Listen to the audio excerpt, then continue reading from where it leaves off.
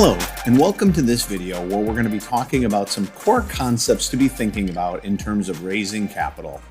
Taking in money can be a great leverage for scaling up your business, but it also has to be done very thoughtfully in order to avoid some common pitfalls that people run into, which can ultimately result in business failure rather than business success. We're going to talk about the difference between debt and equity and how does that practically play out. We're going to talk about different types of debt funding types so that you understand those. And then we're going to spend even more time talking about equity investors and different types of equity investors in your business. Let's get started. Okay, the first thing is what we can't do is provide you an individualized debt and or equity plan or make specific recommendations of how much capital you should take into your business. Not only is it too individualized, but frankly, it would be dangerous to try and give you a recommendation of how much risk that you should take in your business. Instead, what we're going to do is provide you an understanding of the framework for how to think about debt funding and equity funding so that you can then dive in and apply those concepts to your business. Let's start with just what's the difference between debt and equity. By definition, a debt is when the business owes money to another party, meaning that it's a bank or it's even a parent or an uncle or something like that, but there's actually a loan that is there, meaning you owe them money. By contrast, in an equity deal, the company doesn't owe any money back to anybody. It received an investment in the company for stock. So if you think about it this way, $50,000 of debt is something that you have to pay back, but $50,000 of equity was traded for some pieces of paper called shares, and whatever those become worth at the end of the day is the value of that, but there's no obligation, as you can see in the next thing. The type of the financial instrument for a debt is a loan document or an obligation document. In an equity scenario, it is a series of investment documents that are often referred to loosely as your share certificates. Your status on an investment is debt, you're called a lender, but equity, you're either a phantom or a direct equity owner. The level of risk is lower for the debt investor than it is for the equity investor. And the reason for that is that when you go to liquidate a business, the debt lenders always get paid back first. The return model for a debt lender is interest. They earn 6% or 12% or whatever it happens to be. But the return for an equity investor is two things. It can be dividends that they receive or distributions, and ultimately what they're usually in it for is a future distribution upon an exit event. In a debt model, we'll talk about personal, business, and unsecured debt, but almost all equity is unsecured by its very nature, but it may still have preferential distribution rights, meaning that an equity investor might get paid before you do as the majority owner in the business. The key part to understanding to this is that while it looks nice and clean, debt or equity, in reality, there are now financial instruments, they call them, that can go everything from debt to equity and everything in between, or as I like to lovingly call it, dequity, meaning that you can have convertible debt that starts out as debt but gets converted into equity, and or you can have equity that guarantees a certain amount of payment upon liquidation that starts to look more like debt. So it's a spectrum that you want to be thinking of. Okay, the primary debt funding types are personal guaranteed, loans where if the business defaults on the payment, you as an individual are personally liable. Most credit card agreements and banking or lines of credit are this way. The second one is business guaranteed loans where the business is securing it, but you are not as an individual. An example of this would be an Amazon loan or certain types of inventory financing loan. This is absolutely critical, and I know a lot of people believe that they understand it, but it's just so important to quote unquote read the fine print because Amazon and e-commerce businesses are risky by nature, and we're all sometimes just one shutdown away from a major event in our business. And the last thing you want to do is ever have any of your personal assets at risk, or if you're going to, have it be in a very limited amount. And then finally, there are sometimes loans that you can do with no security whatsoever. Supplier financing, for example, is a supplier agreeing to extend you credit terms, and they're not taking a security against the business. They may take it against the inventory. Or you might have friendly family financing that doesn't take out a security interest on the business, and it's just understood that they get a higher return for it being an unsecured creditor. I thought this was a great statement from Gary Vaynerchuk at the Helium 10 Scale and Sell and Scale Summit. He was the keynote speaker. He said, "I've never had a full loss. And why? The reason is because I never bet the house." And he went on further, I'm paraphrasing. Why does a full loss happen? A full loss happens because people are trying to, quote unquote, get rich quick rather than build a sustainable, successful company. And I just think this is an outstanding way for you to look at your debt and equity capital raising, is that the goal isn't to try and accelerate so fast that you, quote unquote, blow up the company and put yourself at risk. It's to have sustainable, successful capital raising that gets accurately and correctly deployed. Let's talk now about equity financing. Okay. There are two different types of things that you can be thinking about. Do you have a financial backer, like a silent partner or a family or friends, or do you have a true partner?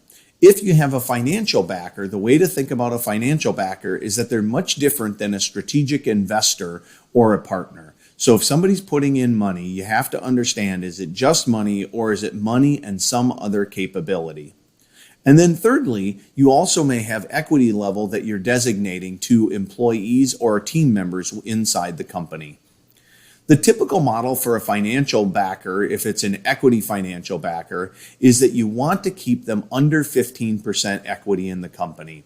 And you might go a lot less than that, but I rarely like to go more than that. And the reality is that you're starting to give away too much of the upside just for dough, rather than giving up upside when you have a real strategic person that can add value into the business. And in terms of employees or team members that are contractors, you want to generally be thinking in terms of different types of phantom equity or just simply bonuses or percentages of deal as opposed to direct equity, and reserve your direct equity for people that are putting hard dollars into the business. So that's the landscape of the different options that are out there. Let's talk through each one of them in a little bit more detail and talk about the pros and cons. Before we get to which investor type, we have to cover the first most important concept of bringing in equity, which is the concept of accretion versus dilution. And the easiest way that I always like to think about it is, would you give up 10% of your company if you were guaranteed that the valuation went up by 50%? And the answer is yes.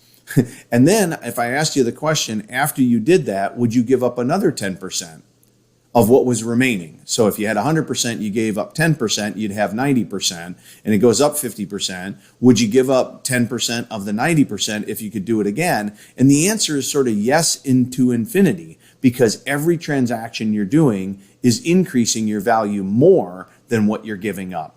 So when you have valuation accretion, that means that you sold something at a valuation and then you were able to utilize those proceeds to increase the valuation on the company.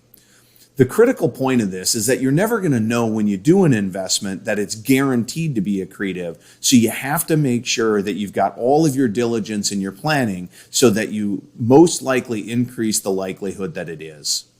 The second thing is you can also have not just valuation accretion, but you can have what's called metrics appreciation, which means, for example, if I bought a business that has a 25% margin and it raised my overall margin from 15 to 20, I not only get the benefit of adding more profitable earnings, but I get the benefit of having a higher multiple because my overall company is more profitable.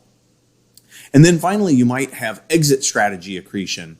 So if I sell my company at a 5x multiple with 25% rolled equity, but I can grow it and double the size with a buyer, I can get accretion by keeping some of the money or some of the company back, doing a rolled equity transaction, and effectively getting a higher valuation for it. The second concept you want to be thinking about is the different types of equity investors. A financial-only investor which provides money but no strategic leverage is a lot different than a strategic investor providing money and leverage, which is a lot different than somebody who's a partner. The key difference between a strategic investor and a partner is that a strategic investor might be on your board and they may provide relationships, but they might not be active day-to-day running the company. Where a true business partner should be working, if not the exact same hours as you, this should be their primary engagement. And then you have employees which provide leverage and they're also actively involved in the business. When we're talking about minority financial investors, you don't want to go above 15% equity because you probably don't need that much money. And assuming that you need the money for inventory, you could usually secure it at a lower cost of capital, i.e., using debt rather than equity. Make sure that you don't give up any control provisions because they don't know how to run the business, so don't give them voting rights, but it is okay for them to have an advisory board where they get to hear about the business and to give them minority equity protections in the form of like information rights, but they don't get to overrule your decisions. A strategic investor is a little bit different. You have to look at, are their capabilities a match for your needs? I really want to focus on this one because you might be approached by somebody who's got excellent capabilities. I see this all the time, but it might be at big corporate and you're a solopreneur. Or it might be that they're really, really good at direct-to-consumer branding and that doesn't apply to your niche on Amazon. So it's very important to recognize that capabilities alone are not enough. Those capabilities have to match your needs. Second, be very careful of strategic investors that are putting sweat equity only in or not putting any cash in. And the reason I always like to be cautious of that is if they're so good at what they've accomplished in life, then why can't they allocate $25 or $50 or $100,000 to you? I would much rather have a strategic investor that has some skin in the game. Otherwise, you have to constantly manage what I call the time for strategy. And the more dollars they put in, the more likely they are to stay focused on it, because if they go write a check for $100,000, they're going to be very interested in working for you. But be wary of investors that talk like they're going to put a lot of work in, but when you really start to work with them, you realize they have 5 or 6 other types of things going, which really questions the ability of time they're going to have for you. When you move up to joint venture and partnership, one of the key things you want to avoid is what I call the merger of equals pitfall, which basically says this: well, I'm a person, you're a person, that means we should split it 50-50, right? Usually the answer is wrong. Investment banking or capital raising 101 says there is no merger of true equals. You really want to focus on the enterprise value, not the workload, but if we sell a business for $10 million, who's really bringing that value? And if the top 3 things that are bringing that value are things like sourcing, launching, and optimization that you're doing, then you want to look at that you're contributing the majority to the enterprise value. And then you want to consider what's the market rate of each function of those. And if you're partnering with somebody for operational expertise, that's valuable, but it's certainly not 50-50 valuable, because it's much more valuable and harder, frankly, to find somebody that can launch, rank, and build brands than it is somebody that can move goods from point A to point B. And this avoids what I call the serendipity strategic partner pitfall. I met someone I liked at the recent conference and I partnered with them, versus I researched what I needed and I found a partner with a skill set that doesn't match mine, but is very strategically complementary.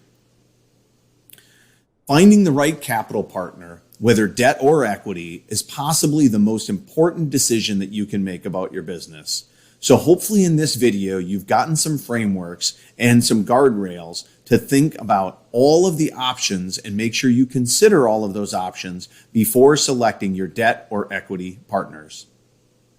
Taking in capital is a conscious choice after looking at those options, and make sure that each time that you take in capital, it is accretive to you and increases your valuation even after the dilution that you take by maybe having a lower equity percentage or paying an interest cost.